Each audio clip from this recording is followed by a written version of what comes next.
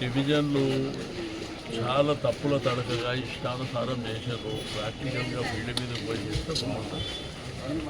మీకు బస్తీలకు సంబంధం లేకుండా ఒక బస్తీ ఒక 3 కిలోమీటర్లు 2 కిలోమీటర్లు 1 కిలోమీటర్ డిస్టెన్స్ ఉన్న బస్తీలను చూస్తాను.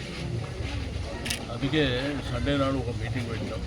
మీటింగ్ అయిన తర్వాత ఆ డీటెయిల్స్ తీసుకొని సబ్మిట్ చేయడం జరుగుతుంది.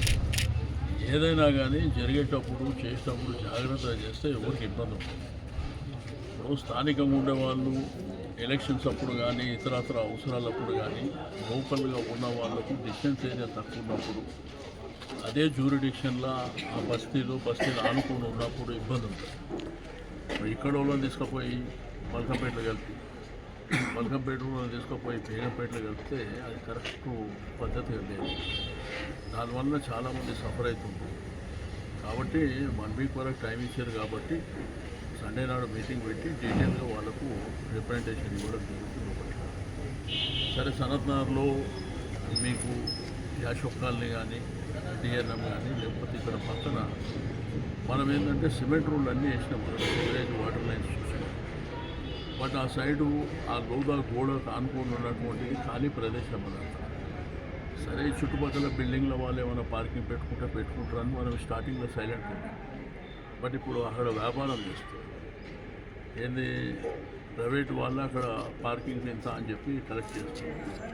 అందుకే ఇక్కడ ఉన్నటువంటి బస్తీ వాళ్ళ కంప్లైంట్ మేరకు ఈరోజు విజిట్ చేయడం జరిగింది.